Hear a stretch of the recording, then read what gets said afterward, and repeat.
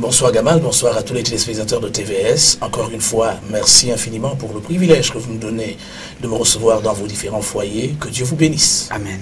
Alors, bien-aimés frères en Christ, mesdames et messieurs, c'est un plaisir pour nous de savoir que vous êtes toujours câblés tous les dimanches de 21h à 22h pour suivre votre émission Impact. Docteur Lumbadinga, sans plus tarder, nous allons démarrer avec les activités du côté du Centre mondial Shekinah. Cette semaine, c'était une semaine tout à fait exceptionnelle. Nous avons reçu les échos. C'est vrai que vous ne pouvez pas être jugé parti, mais vous avez été principal orateur de cette grande semaine de la consommation. Une idée de ce qui s'est passé pendant ces temps. Bon, il faut le dire, hein, chaque semaine qui passe au Centre mondial Shekinah reste nécessairement une semaine exceptionnelle. L'exception tire son origine dans ce qu'on va appeler la particularité du message qui est délivré. Car il faut le savoir, en matière de démonstration de la puissance de Dieu, nul n'ignore désormais à Libreville et d'ailleurs même dans tout le pays que la particularité du Centre mondial Shekinah est mise sur ce que l'on appelle l'exercice du ministère par le biais de la mise en pratique de la discipline autour du combat spirituel. Cela dit, les malades sont guéris, les envoûtés sont désenvoûtés, ceux qui sont ensorcelés sont désensorcelés et la gloire de Dieu apparaît. Nous voulons simplement rendre honneur, gloire et louange au Seigneur. Cette semaine, on a véritablement cherché de la place pour mettre des gens. Dans tous les cas, nous nous battons tel que nous pouvons le faire afin d'offrir un maximum de place à ceux qui viennent à nos différents cultes et surtout un confort meilleur que celui actuellement mis à leur disposition. C'est d'ailleurs comme ça pourquoi nous pouvons solliciter un appui quelconque de tous ceux qui, de près ou de loin, peuvent nous apporter une quelconque assistance dans le sens de la réalisation du projet de construction que nous avons de l'autre côté, je veux dire, dans la banlieue de Libreville. Justement, homme de Dieu, une question de curiosité avant de passer à cette semaine d'appression. À quand la livraison du grand temple de Shekinah? Non, mais bientôt, bientôt. Ça veut dire que nous travaillons bientôt. Il y a un ensemble de délais que nous nous sommes fixés, mais dans tous les cas, bon, les choses ne devaient pas déjà être dites sur la place publique. Nous attendons simplement que tout soit fait prêt pour que, tambour battant, nous puissions l'annoncer publiquement. Dans tous les cas, il faut le dire, les efforts continuent à être soutenus par les partenaires du Centre mondial Shekinah, et d'ailleurs ceux qui nous observent à la télévision ce soir peuvent également nous apporter leur modeste contribution. Vous savez que demander n'a jamais été une mauvaise chose, sinon alors Jésus n'aurait pas dit demander et l'on vous donnera, cherchez et vous trouverez, frappez et l'on vous ouvrira. Sinon, dans tous les cas, nous nous battons pour l'aboutissement de cette vision et nous prions le Seigneur pour que ce soit en cette année. Voilà. Amen. Alors, homme de Dieu, parlons à présent de cette semaine qui va démarrer certainement ce mercredi 8 du côté du Centre mondial Shekinah. Bien sûr, on parle de la semaine, la grande semaine de la pression. Ce sera peut-être une grande pression. Ça démarre ce mercredi. Qu'est-ce qui sera fait pendant ce moment? Bon, il faut le dire, déjà lorsqu'on parle de pression, il s'agit simplement de l'acte de presser, ou encore de cette force qui est exercée par un corps sur un autre corps, solide, liquide ou animal soit-il. Donc ça veut dire que généralement lorsqu'une pression est exercée, elle vise essentiellement l'extraction d'un liquide ou encore l'extraction d'un contenu. Vous allez vous rendre compte que si vous allez dans le contexte vétérotestamentaire, lorsqu'il s'est agi pour Dieu de se révéler à Moïse là-bas sur le mont Horeb dans un buisson complètement enflammé, Moïse ne savait pas que Pharaon d'Égypte devait nécessairement faire face à une pression qui devait l'amener à lâcher. Donc, grosso modo, il s'agira du renforcement des capacités des uns et des autres en ce qui concerne la proclamation de la parole de la foi. Nous insistons sur la vérité selon laquelle la foi vient de ce que l'on entend et ce que l'on entend vient de la parole de Dieu. À cet effet, il ne s'agira pas pour nous de faire autre chose que de proclamer d'abord le message du royaume, message fondamental, qui est la base de ce qu'on va appeler la manifestation de la faveur de Dieu au profit de ceux qui se déplaceront. C'est d'ailleurs pourquoi, à cause de la particularité de l'événement, pour cette semaine, nous commençons le mercredi. Je dis bien ce mercredi, je crois que ce sera le 7, si je ne me trompe pas, le mercredi 7, jeudi 8, vendredi 9 à partir de 17h, et le dimanche 11 à partir de 8h. Un seul endroit, le quartier général du combat spirituel, au quartier derrière l'hôpital. Ça veut dire que dès que vous êtes du côté du Grand Carrefour de Petit Paris, n'allez pas vers le stade Omnisport en construction, vous montez simplement derrière l'hôpital, à quelques 150 mètres environ de ce carrefour, sur votre côté droit. Vous allez voir là notre auditorium sur lequel est écrit Centre mondial Shekinah, rencontre de délivrance et de victoire. Il faut rappeler aux téléspectateurs qui nous suivent qu'un accent est particulièrement mis sur ce que nous appelons l'arrivée à l'heure. La particularité, malheureusement, je vais dire ce qui caractérise le christianisme au Gabon, c'est que bon nombre de personnes continuent à croire ou encore à se comporter de sorte à faire penser aux gens que Dieu les attendra. La semaine écoulée, bon nombre de personnes sont arrivées au culte, se sont rendues compte qu'on a terminé assez tôt. Ils se demandaient, mais enfin, qu'est-ce qui se passe? Mais c'est ce qui se passe et c'est comme ça, il est important que nous puissions nous arrimer à une nouvelle donne. Lorsque Dieu fait des choses nouvelles, il est important que nous puissions simplement les comprendre et surtout nous plier à la dimension dans laquelle Dieu opère. Je profite de cette opportunité pour inviter les téléspectateurs de TVS, ceux-là qui nous regardent à la télévision et peut-être qui nous suivront sur le net en ce début de semaine, à effectuer massivement le déplacement. Je puis vous dire que Jésus-Christ Nazareth reste le même hier, aujourd'hui, éternellement, et il n'a pas changé. Et que quelles que soient les situations auxquelles vous pouvez être confrontés, nous croyons que les solutions appropriées aux différentes situations auxquelles vous êtes confrontés vont vous être données, pas par le reverend docteur Lumbadinga que je suis, car je ne suis pas un guérisseur, non, pas du tout. Je crois qu'elles vous seront données lorsque vous confierez en lui. Je termine comme ça peut-être par l'introduction du psaume 91 qui dit: celui qui demeure sous l'abri du Très-Haut repose à l'ombre du Tout-Puissant.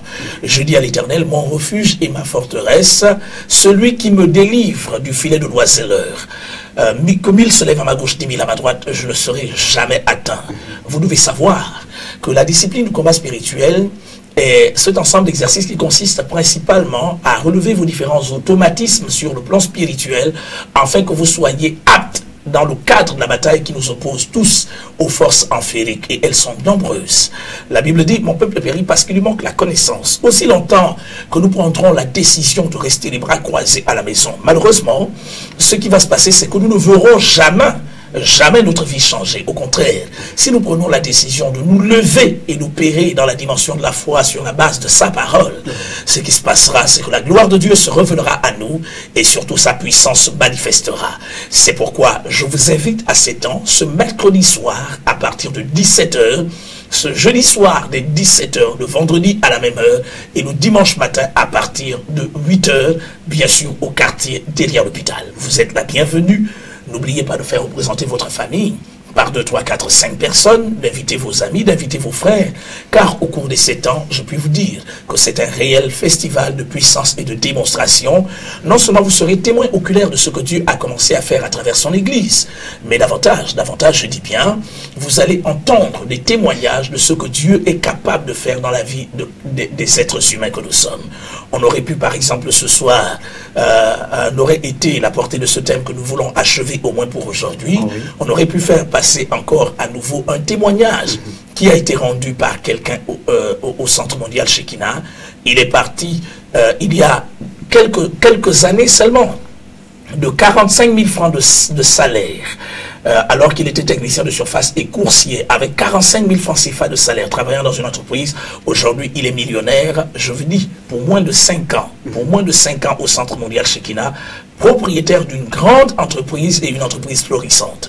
Ça veut dire, pour notre part, que ce que Dieu accomplit à travers un type comme celui-là, il veut aussi le faire dans votre propre vie. Au lieu de croiser les bras, nous vous invitons à prendre une part active et massive à ce programme.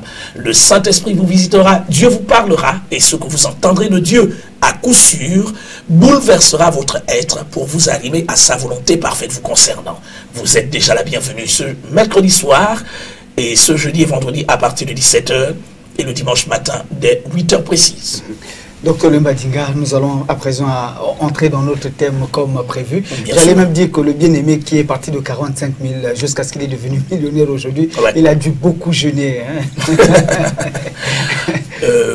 Certainement. Non, pas toujours. Oui. Le jeûne est essentiel dans l'évolution spirituelle de tout individu ou encore de tout croyant, oui, mais le jeûne ne restera pas la clé sine qua non de toute évolution. J'insiste sur ce que j'ai déjà dit par ailleurs, que le jeûne reste une ascèse. C'est un exercice, l'un des exercices bibliques qui, par application, amènera ce qu'on va appeler l'expérimentation d'une autre chose. Par exemple, par le biais du jeûne. Sur le plan physique, vous vous videz complètement de vous-même afin de recevoir les différentes énergies divines qui vous permettront d'être opérationnels dans la dimension ou encore dans le cadre de l'accomplissement de votre destinée. Voyez-vous, par exemple, ce dimanche matin, une dame s'est approchée de moi, une dame qui est venue prendre part à l'une de nos retraites spirituelles avec jeunes. Elle m'a dit, pasteur, je me sens toute légère, j'ai comme l'impression que je vais bondir. Je dis, mais voilà, ça c'est justement l'une des raisons d'être du jeûne, parce que après vous être purifié de tout le contenu charnel, humain à l'intérieur de vous, il y a un remplissage de ce qu'on va appeler la gloire et la puissance de Dieu à l'intérieur de votre vie, éléments qui vous permettront d'être capable d'accomplir très rapidement et plus rapidement votre destinée. Souvenez-vous que les 3 hommes les plus puissants de la Bible ont jeûné. C'est qui? C'est Jésus-Christ de Nazareth. Non, oui, on peut commencer par l'Ancien Testament. C'est Moïse, c'est Élie et Jésus-Christ de Nazareth. Ils ont été les plus puissants, je veux dire, de la Bible, et vous allez vous rendre compte que leur particularité, au-delà de l'esprit christique qui était en eux, c'est qu'ils ont jeûné. Je peux vous le dire, il ne s'agit pas uniquement d'entendre parler du jeûne, mais plutôt de l'expérimenter à l'intérieur de sa vie pour commencer à vivre les bienfaits qui sont attachés, et je crois que ce soir, on aura l'occasion comme ça d'en parler davantage. Permettez-moi de profiter comme cela à remercier tous ces téléspectateurs qui nous ont adressé leur correspondance par le biais de notre boîte électronique, qui nous ont envoyé plusieurs questions. Comme vous le savez, tout ce qui est irrationnel, tout ce qui est paranormal, tout ce qui est abstrait, ne pourra toujours pas recevoir une réponse en si peu de temps. Non, pas du tout. Nous nous efforçons simplement d'apporter un ensemble d'esquisses de réponses et nous n'avons pas la prétention de tout dire. Cependant, vous avez le choix entre croiser les bras et attendre sous les différentes instigations médicales auxquelles vous êtes soumis, ou alors vous dire, je vais essayer, je veux expérimenter cette discipline, et vous allez voir ce que cela va produire dans votre vie. J'insiste, nombre de personnes régulièrement me posent la question de savoir, docteur Libadinga, mais d'où vous vient cette énergie? Je vous le dis, au-delà du fait que je sois sportif, je ne pratique plus du sport comme je le pratiquais avant. Et pourtant, j'ai une source de ravitaillement énergétique qui me permet à la fois de me conserver autant que je suis en bonne santé et en bonne grâce, mais davantage d'avoir des éléments énergétiques suffisants pour pouvoir être capable de paître le troupeau sur lequel Dieu m'a établi par sa grâce. Je crois que nous pouvons l'expérimenter et vivre nous aussi les bienfaits qui y sont attachés. Comme je l'ai dit la semaine dernière, s'engager dans un jeûne, je pense, parce que le premier jeûne est nécessairement ce qu'on va appeler une entreprise initiatique. Ce n'est pas toujours mauvais comme cela d'être conduit, d'être suivi. C'est d'ailleurs pourquoi nous vous invitons à ce qu'on va appeler la grande retraite spirituelle de la consommation, ce mercredi soir du côté du Centre mondial Shekinah. À cet effet, il vous suffira simplement de joindre notre secrétariat aux différents numéros qui défilent déjà ou alors qui défileront tout à l'heure au bas de votre petit écran, afin que vous puissiez prendre contact avec le responsable des retraites spirituelles qui vous passera par une évaluation qui aboutira, oui ou non, à certainement l'entrée dans une retraite de percée pour votre existence. Homme de Dieu, quelqu'un m'a rencontré au quartier la semaine dernière qui m'a laissé entendre que si le jeûne était aussi puissant que cela, Jésus devait jeûner tous les jours. C'est comme s'il remettait en cause la puissance ou le mystère du jeûne. Qu'est-ce que vous dites par rapport à ça? Écoutez, ce n'est pas le jeûne en lui-même qui est puissant. Le jeûne est un exercice. Mon peuple périt parce qu'il lui manque la connaissance. Notre responsabilité est d'édifier les téléspectateurs sur un exercice qui a été pendant longtemps négligé et qui aujourd'hui continue à être l'objet d'une controverse, même malheureusement, dans les milieux pentecôtistes et charismatiques de réveil auxquels moi j'appartiens directement. Écoutez, il a dit, au sujet d'ailleurs du jeûne, je parle de Jésus, les amis de l'époux peuvent-ils jeûner pendant que l'époux est avec eux? Le temps viendra au cours duquel l'époux leur sera enlevé et là ils jeûneront. Souvenez-vous qu'on a amené un lunatique, celui qu'on appellera aujourd'hui un épileptique si vous le voulez bien, ou encore un noctambule. C'est certainement l'épiline noctambulisme, ça peut être ça sur le plan purement médical. Cet noctambulisme était la manifestation d'une présence, une forte présence démoniaque à l'intérieur de ce jeune homme. Lorsqu'on l'amena aux disciples de Jésus, pourquoi n'avait-il pas été capable de chasser les esprits qui étaient présents? C'est uniquement parce qu'il n'avait pas l'autorité divine ou encore l'autorité spirituelle nécessaire qui leur permettait d'être à la hauteur du défi auquel il faisait face. Et là, ce monsieur a pris son fils, il est allé voir Jésus, il a dit, « Maître, j'ai amené à toi mon fils qui est lunatique. Toutes les fois qu'il fait des crises, il se jette dans le feu à gauche et à droite. Je l'ai amené à tes disciples, ils n'ont pas été capables de chasser cet esprit. Et il lui a dit, si tu peux, viens à mon secours. Jésus a dit, si tu peux, amenez-le-moi ici. Lorsque ce jeune homme est entré en présence de Jésus-Christ de Nazareth, il a commencé à écumer les puissances des ténèbres qui s'étaient accaparées de son corps. Ont commencé par se manifester et Jésus a commandé, il a sommé à cet esprit de libérer le corps. Ce qui s'est passé, c'est que l'esprit est parti. Mais regardez, les disciples se sont approchés du maître et lui ont dit, pourquoi n'avons-nous pas pu chasser cet esprit? Il leur a dit, cette espèce d'esprit ou encore cette espèce de démon ne peut sortir que par le jeûne et la prière, autrement dit, que par la pratique du jeûne et de la prière. Il est important que nous rappelons aux téléspectateurs que la particularité du ministère de Jésus-Christ de Nazareth, dans sa dimension de puissance, portait essentiellement sur le fait que Jésus n'enseignait pas des choses que lui-même n'avait pas vécues.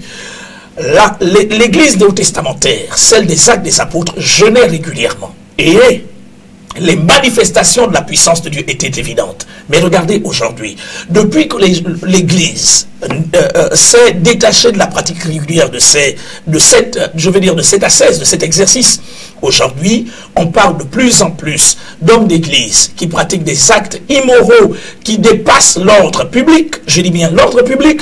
On parle d'une manifestation de moins de puissance au point qu'aujourd'hui, si Dieu se met à vous utiliser, vous Gamal, dans une dimension qui dépasse régulièrement celle dont Dieu se sert de ces gens-là, ils vont vous accuser de tout et peut-être même de sorcier. Pour notre part, nous le croyons.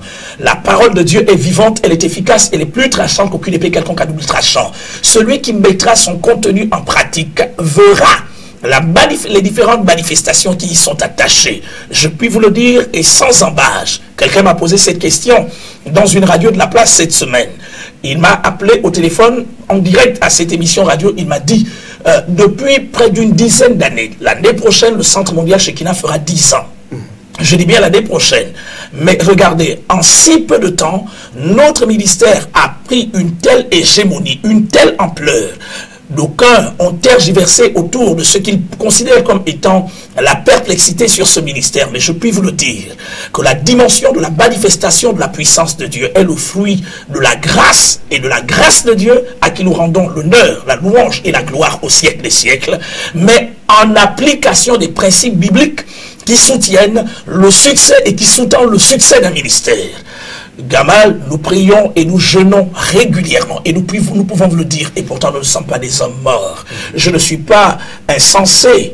C'est pas parce que je jeûne régulièrement que je serai, je vais dire, moins en forme que ceux qui ont pris la mauvaise habitude de se gaver malheureusement de nourriture au point d'en devenir des grosses poubelles. Ce n'est pas injurieux ce que je dis. Je dis bien des grosses poubelles parce que lorsque votre métabolisme, lorsque votre appareil digestif ne peut plus transformer la quantité surabondante d'aliments que vous transmettez à votre corps, ce qui va se passer, c'est que ces aliments vont s'entasser à l'intérieur du gros intestin et vont vous alourdir. Et vous allez voir des gens qui prennent du ventre et qui disent, c'est ça la bonne santé. Je crois que c'est la mort à petit feu. C'est d'ailleurs pourquoi plusieurs d'entre eux ne peuvent plus exercer le ministère de Jésus-Christ de Nazareth dans sa toute dimension de puissance. Je crois que la création dans son entièreté attend avec un ardent désir la révélation des fils et des filles de Dieu, mais ce n'est pas dans ce comportement-là que nous allons révéler Christ Jésus au monde.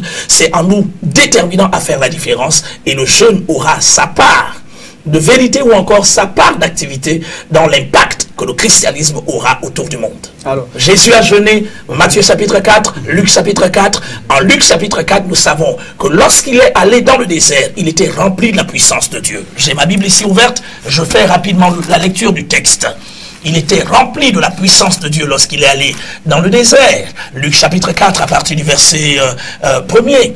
Jésus rempli du Saint-Esprit revint du Jourdain et il fut conduit par l'Esprit dans le désert. Lorsqu'il sortit du désert, la Bible dit au verset 13, après l'avoir tenté de toutes ses manières, le diable s'éloigna de lui jusqu'à un moment favorable. Nous croyons que de plus en plus des hommes d'église seront capables de tenir tête au diable lorsqu'ils apprendront à mettre en application ce simple principe, ce simple exercice. Le verset 14 dit, Jésus revêtu de la puissance de l'Esprit, retourna en Galilée et sa renommée se répandit dans tout le pays d'alentour. Je crois, et nous le croyons, qu'il y a une génération d'hommes et de femmes dans ce pays déterminés à mettre le contenu de la parole de Dieu en pratique afin de démontrer que le royaume auquel ils appartiennent, ce n'est pas la tchatch qui se fait dans les églises et partout ailleurs dans les milieux de culte. C'est la vérité dans ce que Jésus-Christ Nazareth est encore capable de faire à travers ses serviteurs que nous sommes, vous et moi. Alors, homme de Dieu, jusqu'à combien de fois quelqu'un peut jeûner pour un sujet afin d'obtenir le résultat? Toutes les fois que cela est possible, car en matière de jeûne ou de prière, le Seigneur nous a enseigné ce qu'on va appeler le principe de la persévérance. En fait, le plus important pour nous, ce n'est pas nécessairement d'abord de nous abstenir d'eau et de nourriture. J'ai déjà dit ici que si on s'abstient de l'eau, ce n'est plus un jeûne. Ça peut causer du dommage au corps physique. On ne peut s'abstenir d'eau que pour très peu de temps. Je dis bien pour très peu de temps. Il faut rapidement prendre de l'eau, sinon alors on va connaître ce qu'on va, on va connaître une déshydratation, et d'ailleurs les lèvres vont commencer par se fendre et on court le risque, d'une situation assez compliquée pour notre existence. C'est pourquoi j'ai déjà dit que lorsqu'on parle du jeûne, je dis bien tel qu'il a été enseigné par Jésus-Christ Nazareth. Jeûner, c'est uniquement s'abstenir de ce qui est aliment, liquide, solide et tout ce que vous connaissez, dans le but de recourir à Dieu afin qu'il intervienne en notre faveur. Maintenant, combien de fois peut-on jeûner? On peut jeûner aussi longtemps que possible, au nombre de fois que l'on veut, ou encore qu'on a déterminé en fonction de l'objectif que nous avons à atteindre. J'ai le privilège, ça fait plus d'un quart de siècle que je suis chrétien, je dis bien plus d'un quart de siècle maintenant.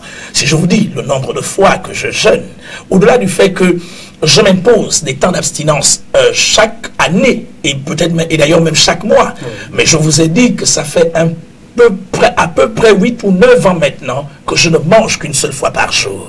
Vous comprenez que c'est une discipline que je me suis efforcé d'intégrer à l'intérieur de ma vie. Pourquoi? Parce que je sais que dans le cadre de l'accomplissement de ce ministère qui m'a été confié, j'ai besoin d'une longue vie et surtout d'une bonne santé pour que je vive longtemps. Quelqu'un fait un jeûne de 10 jours et au 5e jour, il obtient du résultat. Doit-il arrêter le jeûne ou bien continuer? Bien sûr, parce que en fait, la vérité derrière un jeûne, c'est d'abord que l'on se fixe un objectif que nous devons atteindre. Il y a jeûner et jeûner. Il y en a qui jeûnent pour leur bonne santé, il y en a qui jeûnent pour atteindre des objectifs, il y en a qui jeûnent parce que ils veulent expérimenter simplement une vérité à l'intérieur de leur propre vie. Si c'est dans le cas d'un objectif, d'une vision que vous voulez atteindre, que vous voulez voir aboutir dans votre vie, il n'y a qu'une seule chose à faire. Ça veut dire que dès que vous avez atteint votre vision, vous arrêtez votre jeûne, c'est clair, et puis vous continuez à vaquer à vos occupations. Permettez-moi de rappeler aux téléspectateurs que lorsque vous jeûnez, après que vous êtes vidé de vous-même, le contenu, la partie laissée vide par les matières qui se sont dégagées par le biais de l'urination et de la transpiration, va être occupée par ce qu'on appellera les différentes énergies divines qui vous permettront d'être capable d'accomplir le but pour lequel vous êtes sur la terre. C'est pourquoi, et je dis bien que c'est pourquoi, il est important de jeûner. Et on n'a pas besoin d'attendre de midi à 14 h, nous pouvons jeûner. Bien-aimés frères en Christ, mesdames et messieurs, nous sommes déjà en plein dans votre thème de ce soir, comme annoncé, qui porte sur le jeûne, le pouvoir mystérieux du jeûne. Nombreux sont ceux-là qui jeûnent, mais qui ne savent pas pourquoi ils jeûnent, comment jeûner, quel est le temps qu'il faut prendre pour jeûner, et quand on a obtenu le résultat, quel est le comportement à tenir. L'homme du Dieu est en train de nous édifier autour de tous ces éléments ce soir, pour permettre à tout un chacun, désormais, lorsque nous allons entrer en jeûne, désormais, lorsque nous avons des défis à relever, qu'est-ce qu'il faut faire et comment faire pour atteindre ces défis à travers l'exercice du jeûne, d'ailleurs, qui fait partie de notre thème de ce soir. Revenons Dr Mbadinga, poursuivons toujours dans le cadre du jeûne. Alors, quelqu'un est malade, il se rend chez un pasteur pour une solution spirituelle. Eh bien, le pasteur demande à cette personne de jeûner. Une personne qui ne peut pas supporter le jeûne à cet instant. Et c'est la personne qui doit jeûner ou bien c'est le pasteur qui doit jeûner à la place de la personne? Écoutez, nous avons déjà dit ici que la pratique du jeûne est déconseillée aux personnes malades. Pourquoi? Imaginez que quelqu'un vienne à vous que cette personne soit soumise à une prise régulière médicamenteuse, et vous demandez à cette personne de jeûner, est-ce que vous connaissez le risque que court la personne si elle arrêtait son traitement médical? Écoutez, je ne suis pas de ces pasteurs qui conseillent la pratique du jeûne aux personnes malades. Et donc, à cette question, je ne réponds pas. Maintenant, comme j'ai une responsabilité pédagogique vis-à-vis de nos téléspectateurs, je déconseille formellement la mise à jeun des personnes qui sont malades. Et puis, ne vous en faites pas, il y a aujourd'hui ce qu'on va appeler une forme d'incrédulité, un manque de puissance de ceux-là même qui devaient servir le peuple, au point que ceux-ci poussent les gens à jeûner, alors c'est eux qui devaient jeûner à la place des personnes qui sont malades. Écoutez, lorsque nous disons venez ce mercredi soir, ce jeudi soir, ce vendredi soir, vous n'avez pas besoin de jeûner. Vous venez simplement parce que vous avez reçu une invitation et vous allez être témoin de ce que Dieu est capable de faire.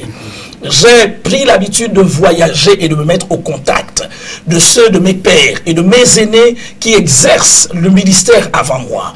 Je me souviens que je suis allé dans une de ces nations anglophones comme ça et j'ai voulu rester à jeun. Et là, on m'a dit, écoutez, vous n'avez pas besoin de jeûner ici, vous irez jeûner chez vous au Gabon. Et si vous êtes venu pour passer un temps de retraite, vous mangez, vous buvez, vous allez à la montagne de prière, vous priez, la voiture vient vous chercher le soir. Et pendant tout le séjour que vous passerez ici, vous n'avez qu'une seule chose à faire, c'est d'aller. Le matin, on vous dépose. Vous allez prier, le soir, vous revenez et vous mangez. Point barre, il n'est pas question de jeûner. Donc c'est pour dire que cette méthode qui consiste à faire jeûner les personnes malades est un risque que les serviteurs de Dieu, que les collègues courent. Parce que si quelqu'un meurt dans votre temple, quelqu'un meurt dans votre maison, parce que vous l'aurez fait jeûner alors qu'elle était malade, vous courez là le risque d'être condamné pour un homicide.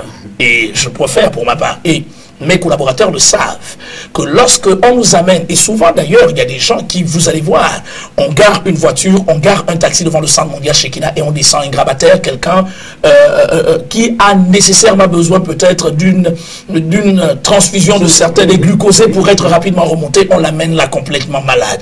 Et souvent les collaborateurs du reverend Dr Libadinga, les permanents du centre mondial Shekinah savent qu'il est formellement interdit de recevoir qui que ce soit dans ce genre de situation.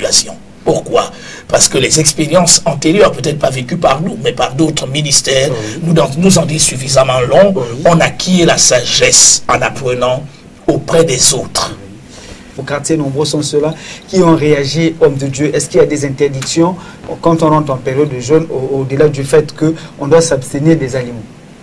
Écoutez, tout dépend de l'objectif que vous avez à atteindre, tout dépend de la vision que vous avez à l'intérieur du cœur. Mais dès lors qu'on parle, on dit du jeûne qu'il s'agit d'une discipline qui vise essentiellement le dégagement du corps physique pour le cumul des énergies divines, il est important d'être assez rigoureux sur soi-même. Cela dit, nous pensons que le plus important, c'est d'éviter d'être distrait. Le plus important, c'est d'éviter d'être dispersé. Pourquoi? Parce que si le jeûne consiste à faire opposer les différents appareils, corporels de l'être humain, en dehors certainement de l'appareil respiratoire et de l'appareil circulatoire. Et d'ailleurs même, les médecins seront d'accord avec moi que après 4-5 jours de jeûne, le rythme cardiaque qui est directement lié à la circulation sanguine baisse considérablement. Tout dépend de la température qui prévaut, de l'atmosphère qui prévaut dans le lieu dans lequel vous faites votre jeûne. Donc ça veut dire qu'à cet effet, il est important de s'imposer un ensemble de règles. Nous conseillons par exemple aux gens d'éviter tout ce qui est télévision, tout ce qui est radio, d'éviter tout ce qui est mauvaise nouvelle, et tout cela pourquoi? Parce que chacune de ces choses peut vous transporter dans ce qu'on va appeler des frustrations, des irritations ou encore des sentiments de bas ordre qui malheureusement vont complètement vous exposer et vont constituer des moyens à travers lesquels le cumul d'énergie que vous aurez déjà concentré à l'intérieur de votre corps seront obligés de s'étioler progressivement. C'est pourquoi, en matière d'interdits, chacun s'impose un ensemble d'interdits en rapport avec l'objectif qu'il s'est assigné l'objectif qu'il vise dans le cadre de l'accomplissement de cet exercice. Sans vous interrompre, docteur Lumbadinga, il y a des gens qui refusent même le bonjour. Tu lui dis bonjour, dis non, nul est sans effet, tu laisses le perturber. Oh, il y a un peu, je veux dire, il y a un peu de passion derrière toutes ces choses. Je vous ai dit que jeûner ne vous empêche pas d'aller travailler. Jeûner ne vous empêche pas d'avoir une activité régulière. Le plus important réside dans votre capacité à vous concentrer. Écoutez, si nous voulons bâtir un pays solide, une société prospère, il est important que les gens travaillent. Or, le travail étant l'une des disciplines, l'un des principes divins, il est important que les gens sachent que l'on peut travailler tout en étant à jeun. Et je ne parle pas des choses que je ne connais pas, je parle des choses que je vis. Je vous dis bien des choses que j'ai vues. J'ai continué à travailler au-delà de 20 jours sans manger. Je dis bien 20 jours, au-delà de 20 jours sans manger, j'ai continué à exercer.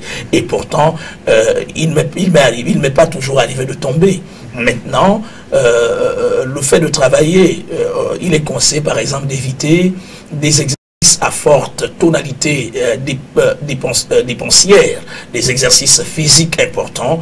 Il est conseillé d'éviter tout ce qui est gros effort cérébral, parce que jeûner reste le moyen au travers lequel vous dégagez vous-même pour accumuler les différentes énergies dont vous avez besoin dans le cadre de l'accomplissement de votre destin. Homme de Dieu, lorsque nous faisons de longs jeûnes, il arrive à un certain moment au milieu ou au deuxième ou au troisième jour du jeûne, on se sent comme fatigué et on a tout de suite envie d'abandonner le jeûne. Mais c'est tout à fait normal. Oui, et pendant ce temps, que devons-nous faire? Qu'est-ce qui peut nous permettre de se refaire, de relancer le jeûne au lieu d'abandonner? C'est tout à fait normal. Vous savez que l'habitude à l'intérieur de la vie de chaque être humain devient une seconde nature. À cet effet, pour quelqu'un qui n'a pas toujours pris l'habitude de jeûner, le jour où il se déterminera à s'abstenir rien que de manger, lorsque le soleil sera au zénith autour de midi 13h, il commencera à recevoir le genre de flot de pensée selon lequel tu vas mourir si tu continues, voilà, tu vas tomber, machin, et tout cela. Il faut le savoir, pendant que pendant que notre corps est en train de se débarrasser progressivement des matières qui l'encombrent, la toxine et toutes ces choses, il va avoir une suractivité de l'activité sanguine, une suractivité de la circulation sanguine à l'intérieur de nos artères, à l'intérieur de nos différents vaisseaux, qu'ils soient lymphatiques ou tout ce que vous voulez. Dans ce cas tout à fait particulier, les manifestations physiques normales sont que le concerné ou le candidat va commencer par avoir quelques maux de tête, le candidat va avoir des articulations qui vont commencer à faire mal, le candidat va avoir des manifestations de chaleur et quelquefois de chaleur un peu gênantes à certains endroits de son corps. On aura l'impression que ça brûle et qu'il faille nécessairement nous plonger, aller dans la baignoire ou dans une piscine ou je ne sais pas quoi, prendre un bon bain. Dans tous les cas, le plus important pour gérer chacune de ces situations est de se reposer suffisamment.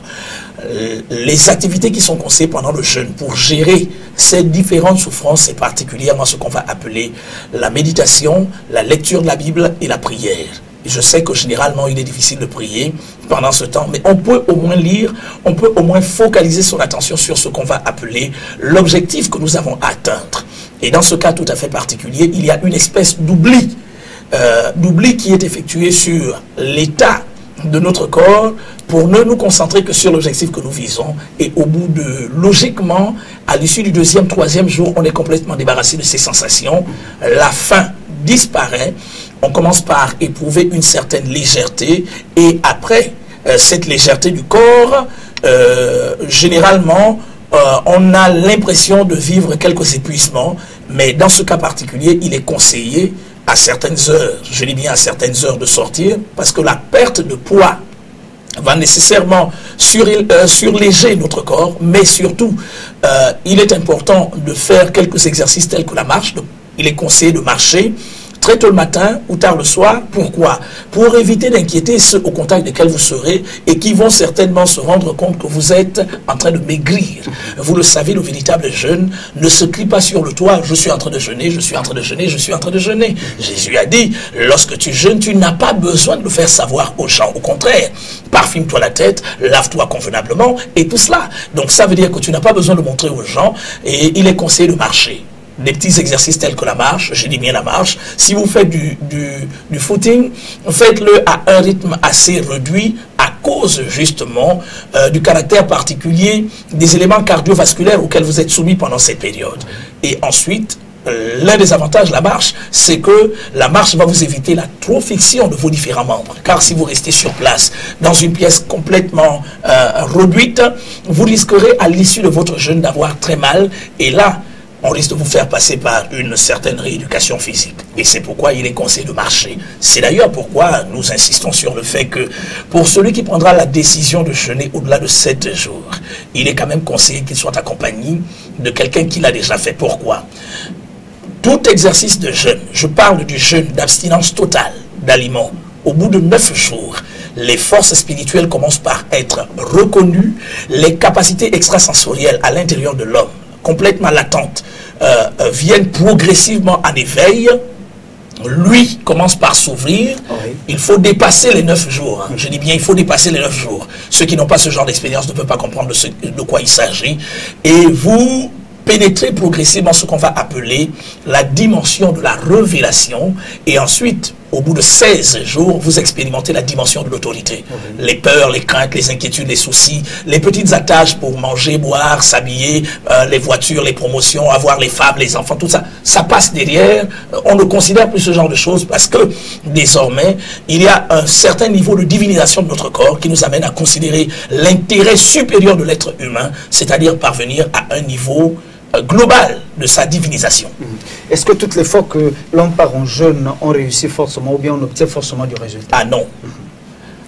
Il est important de rappeler aux hommes qu'en matière de matérialisation de tous les souhaits humains, Dieu reste souverain. Et Dieu a bien fait d'avoir préservé sa souveraineté. Pourquoi? Parce que les gens se serviraient du jeûne pour faire ce qu'ils veulent. Vous savez que l'être humain, depuis le drame adamique, est foncièrement mauvais. Savez-vous par exemple qu'il y en a qui se servent même du jeûne pour tenter de nuire à autrui? Souvenez-vous que dans le livre des Actes des Apôtres, il y a des prêtres qui avaient juré par imprécation qu'ils ne mangeraient rien, qu'ils ne se raseraient pas la barbe, qu'ils ne se coifferaient pas les cheveux tant qu'ils n'auraient pas tué Paul. Écoutez, écoutez, c'est pourquoi en matière de matérialisation, je dis bien en matière de matérialisation, Dieu s'est réservé ce qu'on va appeler le domaine de sa souveraineté qui ne peut pas être violé par un être humain au-delà des applications qu'il expose. Cependant, il faut rappeler que si vous allez dans le jeûne avec la pensée de nuire, avec l'intention de faire du mal, au lieu de monter vers les plans supérieurs, vous allez descendre vers les plans inférieurs. C'est sur le graphique mathématique ce qu'on appelle la descente vers les moins infinis. Et dans ce cas tout à fait particulier, au lieu de côtoyer les forces divines, les forces angéliques, vous allez côtoyer les forces démoniaques qui peuvent vous détruire à jamais. C'est d'ailleurs pourquoi, par amour pour nous, Dieu a pris des dispositions pour que toute quête qui vise essentiellement à nuire quelqu'un par le biais de ce genre de pratiques saines, spirituelles, soit complètement bloqué en chemin au bout de quelques jours d'efforts. Généralement, les gens abandonnent. C'est pourquoi, pour nuire, les gens préfèrent se lancer dans le satanisme, dans la sorcellerie, dans des pratiques sordides qui visent essentiellement le fait de nuire des personnes semblables à elles. Je dis à tous ceux qui me suivent, ne tentez pas de vous servir des exercices spirituels tels que ceux-là pour tenter de faire du mal aux gens, ça n'aboutira pas. Pourquoi? Parce que Dieu s'est réservé ce qu'on va appeler son domaine de souveraineté qui ne confiera jamais à un être humain, qui qu'il soit.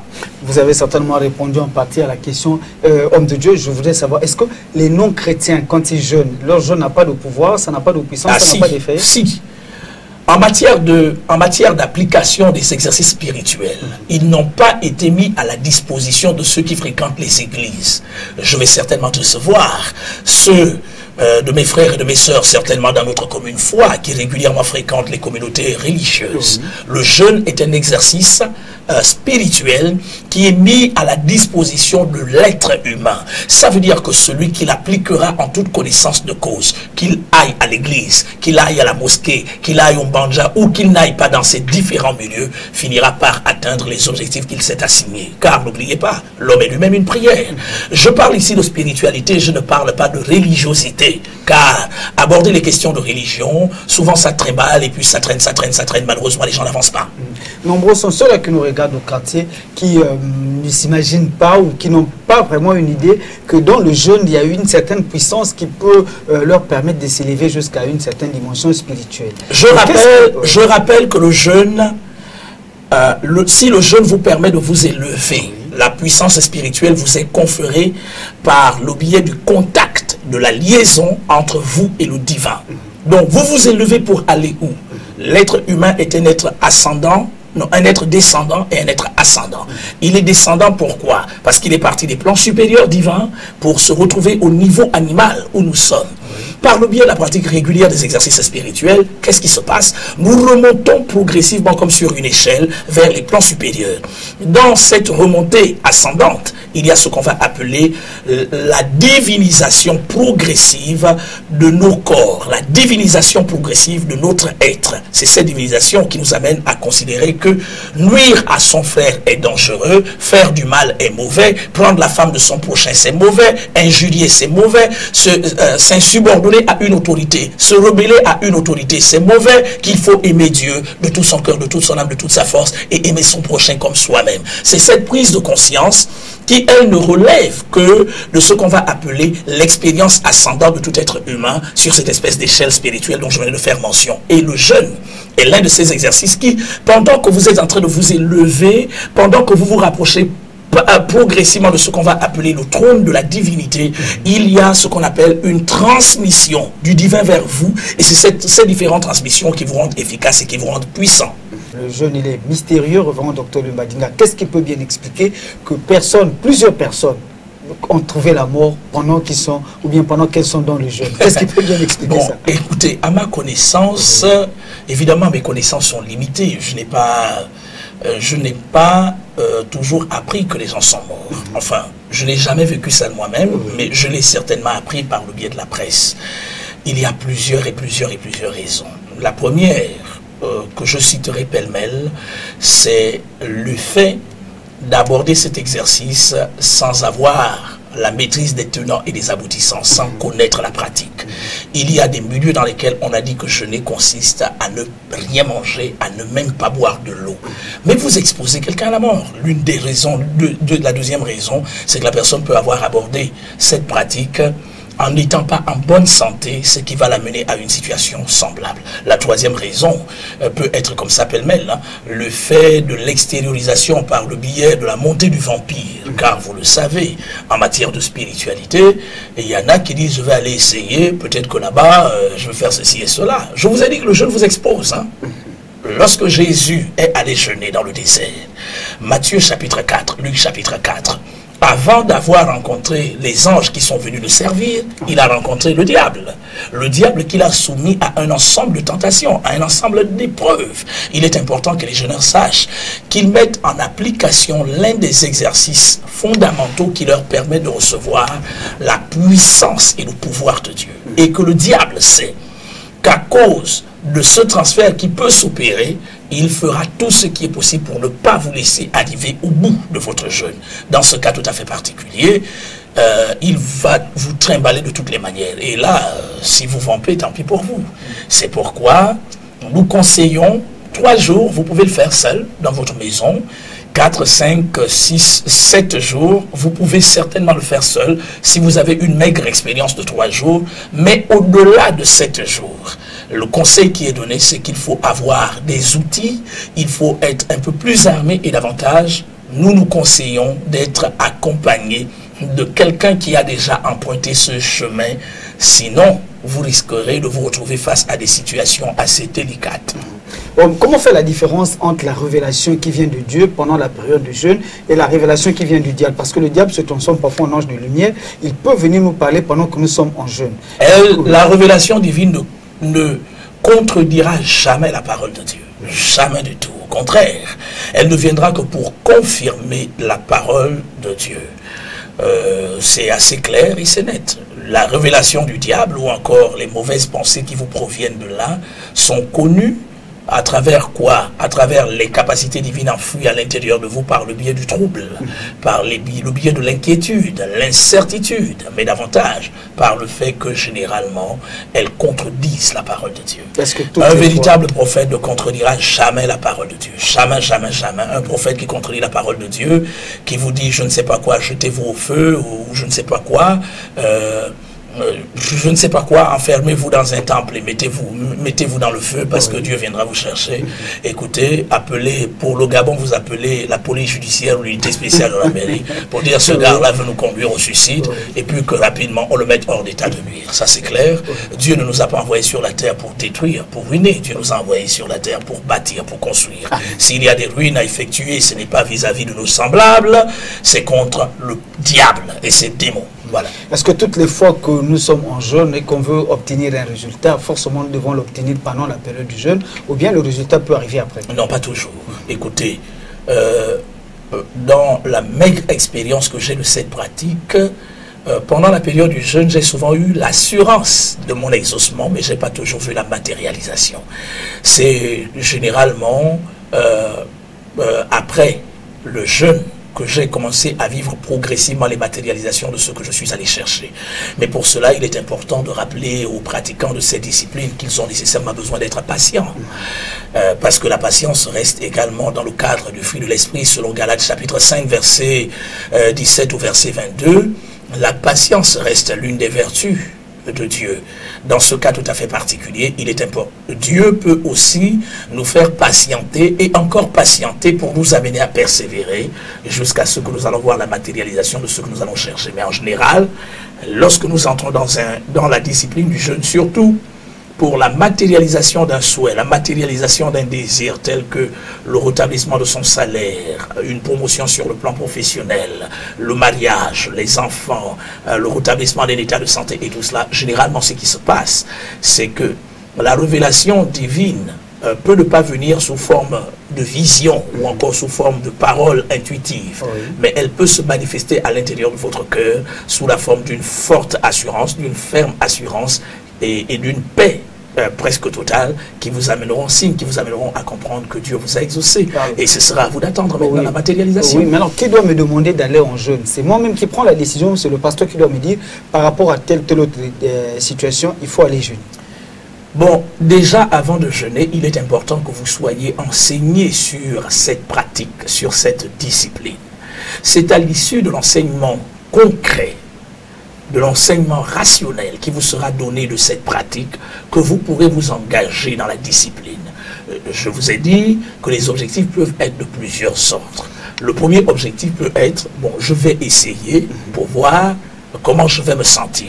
Et au bout de 2 jours, dès que les articulations commencent par nous faire mal, que la tête commence par cogner et tout cela, on prend peur. Rapidement, on se jette sur une première pomme ou sur un doigt de banane douce ou je ne sais pas quoi, sur un bon jus et tout cela. Ça, c'est pour l'essayeur ou encore celui que j'appellerais le blagueur.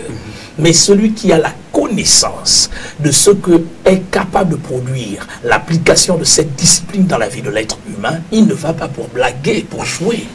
Il s'engage dans une véritable bataille contre sa chair, contre ses pensées, contre les puissances des ténèbres, en s'assujettissant lui-même sur la base d'une discipline afin d'atteindre un objectif. Et là, je n'ai pas besoin que mon pasteur tel me dise de jeûner. Je suis pasteur établi sur une communauté croissante. Lorsque je me rends compte que l'atmosphère spirituelle que je produis n'est plus à la dimension des attentes, de l'attente de ceux-là qui régulièrement viennent m'écouter, que fais-je? Je n'attends pas. Parce que si j'attends, bientôt je vais m'appauvrir. Si j'attends, bientôt je ne serai plus capable de répondre à leurs attentes. Et vous savez ce qui va se passer? Ils vont partir et ils vont aller ailleurs. Nous avons la responsabilité de savoir. Et c'est ce qui explique le fait que les églises se vident. Regardez parcourir les églises.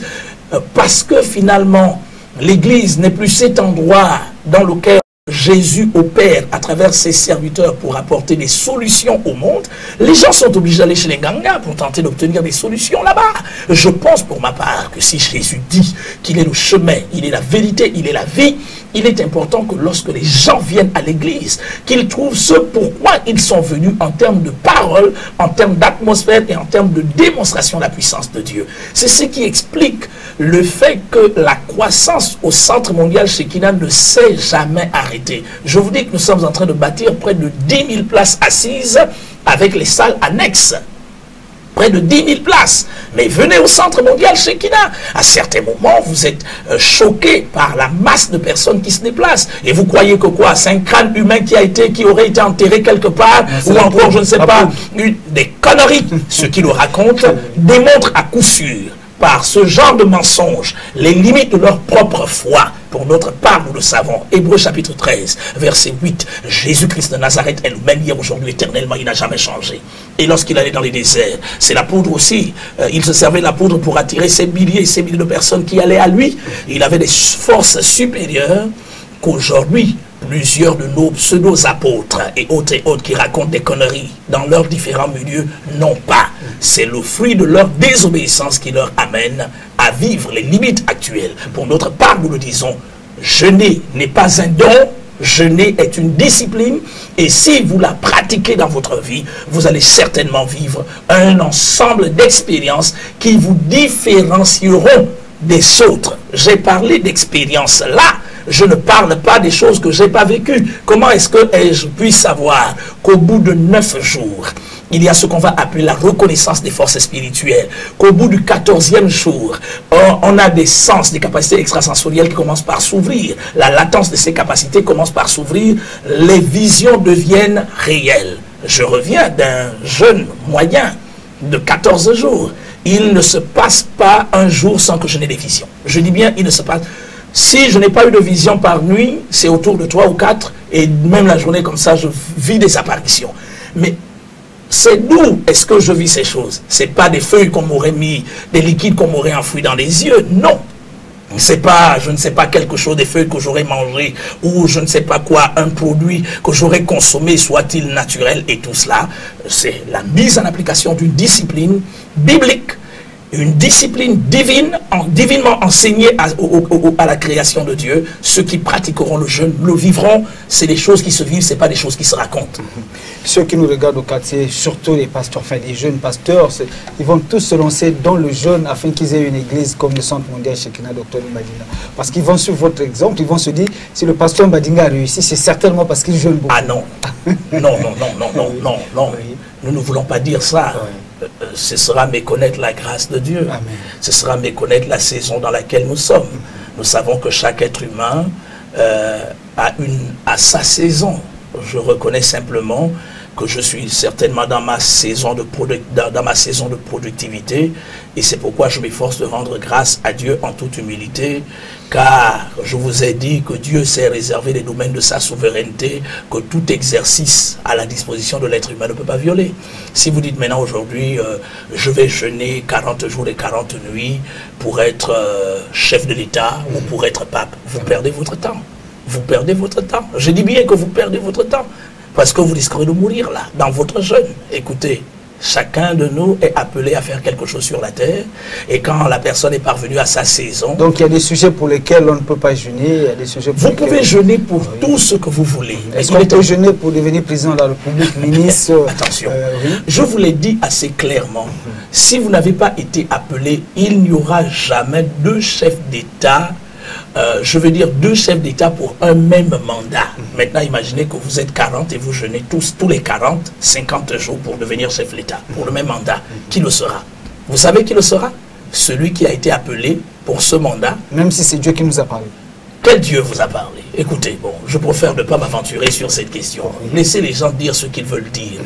Je sais que vous voulez me ramener quelque part. Laissez les gens dire ce qu'ils veulent dire. Non, c'est juste pour dire que je préfère ne pas me prononcer sur cette question. On reconnaîtra l'arbre par son fruit. On reconnaîtra ce que Dieu aura dit à travers son accomplissement. Un faux prophète se reconnaît par le biais de ces mensonges qui finissent par l'humilier à la face publique. Écoutez, les hommes ne sont pas dupes. Vous sortez devant les gens, vous dites Dieu m'a parlé, Dieu m'a dit ceci, Dieu m'a dit cela. Ça n'engage que vous. Nous attendons l'accomplissement de ce que vous dites aux gens que Dieu vous aurait dit. Et c'est assez clair. Si Dieu vous l'a dit, ça s'accomplira. Mais si Dieu ne vous l'a pas dit également, ça s'accomplira. Pour notre part, ne faisons pas du jeûne un exercice pour nos petites ambitions personnelles. Le jeûne est un exercice. C'est devenu une recette en milieu chrétien. Non. Toutes les fois qu'on veut atteindre un objectif. Je suis venu justement par le biais de cet enseignement, de cette transmission pédagogique pour recadrer les choses. Le jeûne est une application, c'est une discipline pour une élévation intérieure personnelle, pour nous connecter à Dieu afin davantage le connaître et recevoir de lui ce pourquoi nous existons sur la terre. Lui, Badinga, n'a pas été envoyé sur la terre pour faire autre chose que ce que je suis en train de faire. Maintenant que j'ai découvert ma raison d'être, le fameux « connais-toi toi-même » de Socrate, j'ai découvert ce pourquoi je suis sur la terre, vous ne me verrez pas un bon matin dire « Dieu m'a parlé » en train de faire campagne, je ne sais pas quoi, à la gare routière et à gauche et à droite, votez-moi, ce n'est pas moi. Je suis prédicateur de l'évangile, je suis fier d'être prédicateur de l'évangile. Il m'a accordé une onction qui est visible, qui est à la fois reconnue aujourd'hui par ceux qui nous observent dans ce pays et qui est davantage reconnue au-delà des frontières du Gabon. Et c'est pourquoi je suis fier de cette vocation et je veux surtout rendre gloire, honneur, louange et puissance à Jésus-Christ Nazareth. Nous disons que celui qui a été appelé pour faire la politique, qu'il fasse la politique. Celui qui a été appelé pour faire du football, du sport, qu'il fasse le sport. Celui qui a été appelé comme moi à prêcher l'évangile, proclame son évangile et que chacun se respecte dans son domaine de compétence. C'est cela aussi. C'est que j'ai l'habitude d'appeler les différents maillons de la grande chaîne universelle que constitue le monde que nous sommes. Nous sommes presque arrivés à la fin de cette émission, à la fin du thème. Il y a eu trop de choses à dire. Beaucoup de choses à dire. Dans tous les cas, permettez-moi de vous remercier. Je vous l'ai dit dans mon propos introductif que nous ne nous permettons pas de tout dire parce que nous n'avons pas la prétention de le faire. Il s'agit principalement de ce qu'on va appeler des esquisses d'éveil, de vous mettre sur le chemin d'une discipline qui vous permettra d'expérimenter ce que plusieurs ont expérimenté. Je ne crois pas avoir tout expérimenté car je suis sur le chemin, je me considère comme étant quelqu'un qui se retrouve sur le chemin de la connaissance, la quête de la connaissance. Et chaque jour qui passe, je m'efforce avec la grâce de Dieu de faire ce que je peux dans ce domaine tout à fait clé. Cette semaine, nous avons une grande semaine du côté du Centre mondial Shekinah. Je vous invite à ne pas rester chez vous. Ce mercredi 7 mars, jeudi 8 mars, vendredi 9 mars à partir de 17h, le dimanche 11 mars à partir de 8h, soyez massivement rassemblés du côté du Centre mondial Shekinah au quartier derrière l'hôpital. Nous croyons que la gloire de Dieu, sa grâce affectera votre vie, que Dieu vous bénisse et certainement à dimanche prochain, s'il plaît à Dieu. N'oubliez pas de suivre cette émission en rediffusion le mercredi prochain à partir de 10h. Voilà, nous sommes arrivés à la fin de cette émission comme annoncé. Bien-aimés frères en Christ, tout le plaisir a été pour nous de vous avoir servi aujourd'hui, comme d'habitude d'ailleurs, tous les dimanches de 21h à 22h. L'homme de Dieu vient de le dire, vous retrouverez dimanche en rediffusion mercredi matin. Quant à moi, je vais certainement rentrer en jeu, moi aussi, Dr. Badinga, pour un mois certainement. Bon travail. Merci. Bon travail. Ben, je vous quitte dans l'espoir de vous retrouver après un mois, s'il plaît à Dieu. Que le Seigneur vous accompagne. Amen. Au revoir. Que Dieu vous bénisse.